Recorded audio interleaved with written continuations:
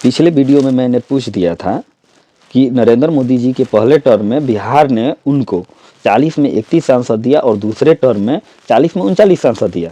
तो बदले में माननीय श्री नरेंद्र मोदी जी बिहार को क्या दिए, पूछ दिया था मैंने। तो एक मेरा भाई मेरे वीडियो के कमेंट सेक्शन में आकर वो बोल रहा था कि भाई मेरे, नरेंद्र मोदी जी ने बिहार को बहुत कुछ दिया है। जैसे कि नरेंद्र मोदी जी की कुछ योजनाएं थी, केंद्रीय सरकार का कुछ योजना था जिसको वो गिनवा रहे थे। जैसे में आयुष्मान हेल्थ कार्ड था और किसान फसल बीमा योजना था जो 6,000 मिलता है किसान को, प्रत्येक 3 माह पे 2,000 आता है वो। और उसके बाद NH-24 बन रहा है सड़क, उसको गिनवा रहे थे। और सारी योजनाएं थी और था हर घर जल का, हर घर नल का जल का। तो भाई मेरे, जमीनी स्तर पे उतरकर इन सब का हकीकत आप जान लो कि उनके माननीय श्री प्रधानमंत्री जी के सांसद जमीनी स्तर पर इन सभी योजनाओं को कितने सार्थक किए हैं, पहले इसकी जानकारी ले लो आप। और दूसरी बात मैं आपसे कहना चाहता हूं कि ये जितनी भी योजना आई है, क्या माननीय श्री मोदी जी ने सिर्फ स्पेशल बिहार के लिए लाया था या पूरे भारतवर्ष के लिए लाए थे?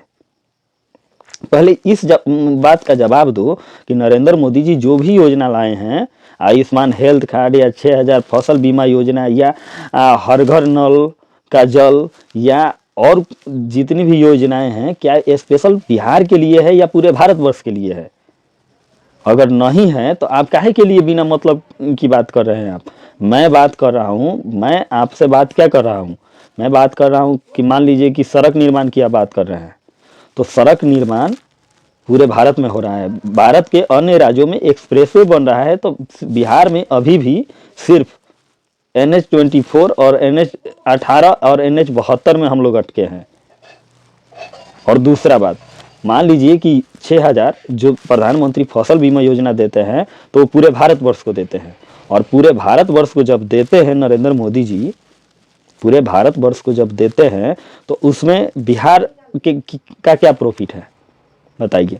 आधा बिहार बाढ़ में डूब जाता है। जब आधा बिहार बाढ़ में डूबता है तो उसका फसल भी नुकसान हो जाता है। मान लीजिए कि 50,000 का आपका फसल नुकसान हो जाए प्रत्येक वर्ष और आपको बदले में क्या मिले? 6,000 रुपया।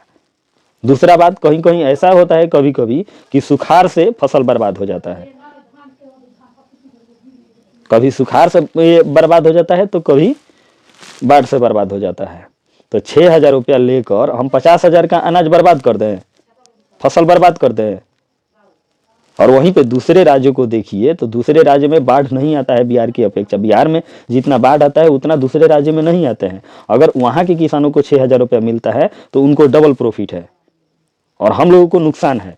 तो मैंने बात किया था कि बिहार को बाढ़ से कैसे बचाया जाए। क्या इसके लिए नरेंद्र मोदी जी ने और भारत सरकार ने कोई विशेष बैठक बुलाया था या अभी तक बुलाया है कि बिहार की उन्नति कैसे हो, बिहार का उद्धार कैसे हो? केंद्र सरकार कभी इसके लिए बैठक किया है स्पेशल बिहार के लिए? मेरे कहने का यही मतलब था। लेकिन आप उसको गलत 5 केजी अनाज और मतलब कि 6,000 फसल बीमा योजना में अझुराए हुए हैं। तो ये सभी राज्यों को मिलता है, लेकिन बिहार में इंडस्ट्री कैसे आए, बिहार में कंपनियां कैसे बैठेगी, इस विषय में बिहार में बिहारियों को रोजगार कैसे मिलेगा, इसके लिए माननीय नरेंद्र मोदी जी ने कभी विशेष बैठक बुलाया है? बिहार के लिए कभी विशेष बैठक बुलाए हो तो आप बात कीजिए हमसे कि हाँ, नरेंद्र मोदी जी ने बिहार के लिए ये चीज किए हैं। जब ये सब नहीं किए हैं नरेंद्र मोदी जी, तो आप काहे के लिए मतलब इतना दिमाग खटा रहे हो? आज भी हम भारत के अन्य राज्यों की तुलना में सबसे निचले पायदान पे है। कम से कम उनके बराबरी हम कैसे आए, ऊपर नीचा नहीं, कम से कम बराबरी आ जाते। इसके विषय में माननीय श्री नरेंद्र मोदी जी कुछ करते तो हम मानते कि नरेंद्र मोदी जी ने बिहार के लिए कुछ किया है। जब बिहार उनको 40 में 39 सांसद देता है तो उनका भी फर्ज बनता है कि हम विशेष बैठक बुलाए और बिहार को कुछ विशेष तरीके से सुधारा जाए और बिहार को वो कैसे आगे बढ़ाया जाए, इस विषय में चर्चा करते। उनके राज्य में गुजरात में उनको कितना सांसद मिला है? 25 या 26 सांसद मिला है उनको, 25 शायद 25 मिला है। और बिहार ने उनको 39 सांसद दिया है। तो आप तुलना कीजिए कि बिहार कहाँ है और गुजरात कहाँ है। हम ये मानते हैं कि नरेंद्र मोदी जब मुख्यमंत्री थे जब मुख्यमंत्री थे गुजरात के तो उन्होंने बहुत काम किया है गुजरात के अंदर। लेकिन मैं नरेंद्र मोदी जी से ये भी पूछना चाहता हूं कि जब वो जानते हैं कि नीतीश कुमार बिहार और बिहारियों के लिए सही नहीं है तो क्यों बार बार उनके गोदी में जाकर बैठ जाते हैं। मैं यहाँ नरेंद्र मोदी जी को नीतीश कुमार के गोदी में बैठने के लिए इसलिए बोल रहा हूँ ना कि कभी भी नीतीश कुमार पलटी मारते हैं या कुछ भी करते हैं तो मुख्यमंत्री वही रहते हैं, सिर्फ उप मुख्यमंत्री बदलता है। और चाहे आरजेडी हो चाहे जेडीयू हो, ये दोनों पार्टियां उनके समक्ष नतमस्तक हुई है।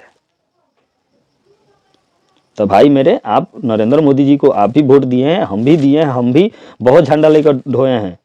लेकिन दुख होता है इस बात के लिए कि जब बिहार माननीय श्री नरेंद्र मोदी जी के नाम पे इतना कुछ देता है तो नरेंद्र मोदी जी ने बिहार के लिए एक बैठक भी नहीं बुलाते हैं और बिहार के विकास पे चर्चा भी नहीं करते हैं। इस बात से दुख होता है। हाँ, ये अलग बात है कि हमारे जो सांसद चुने गए हैं, जिसमें से एक आध को छोड़कर, सबको गलत नहीं बोल रहा हूं मैं, एक आध को छोड़कर बाकी किसी ने भी किसी भी तरीके से बिहार के लिए संसद भवन में आवाज नहीं उठाया है। इस बात में भी सच्चाई है। तो हमारे सांसद भी निकम्मे हैं और साथ में जब नरेंद्र मोदी के नाम पे वो चुन कर जाते हैं और नरेंद्र मोदी के नाम पे ही वोट लेते हैं तो हम सवाल नरेंद्र मोदी से ही करेंगे कि बिहार के लिए आपने क्या किया है। ठीक है, बाकी आप समझदार हो, समझ गए होगे मेरे बात को।